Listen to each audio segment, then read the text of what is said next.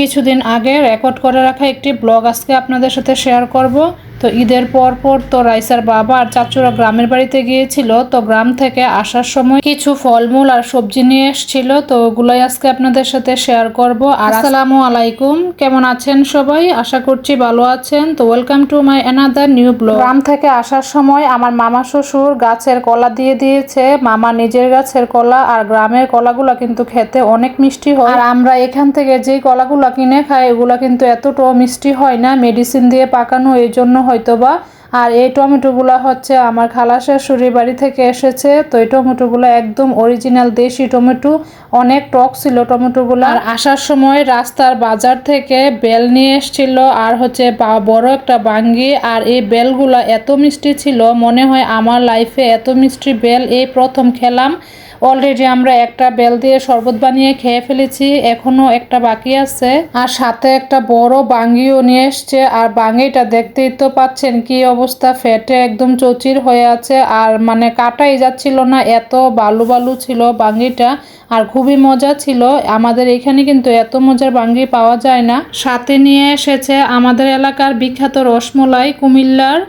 আর এই রসমলাইটা তো আমি বিভিন্ন জায়গায় খেয়েছি, কিন্তু আমাদের এলাকাটার মতো কোথাও এত মজার রসমলাই হয় না। কুমিল্লাতে কিন্তু মাতৃভান্ডার রসমলাইয়ের দোকান প্রচুর আছে, কিন্তু অরিজিনাল কোনটা ওইটা কিন্তু ওই এলাকার মানুষ ছাড়া কেউই চিনবে না। আমরা যেহেতু চিনি, তো আমরা তো অরিজিনালটাই সবসময় আনি। সাথে নিয়ে এসেছিল কিছু কাঁচা আম আমার মামা শ্বশুরের বাড়ি থেকে। তো এই আমগুলা দিয়ে আমরা আমের ভর্তা বানিয়ে খাবো আজকে। তো এই যে আমের ভর্তা কিন্তু বানানোর জন্য আমের খোসাগুলো ছাড়িয়ে নিয়েছি। তো এখানে কিছু কাঁচা আম আছে, সাথে কিছু পাকা আম আছে। আর আমার কাছে মনে হয় কাঁচা পাকা আম মিক্স করে ভর্তা বানালে বেশি মজা হয়।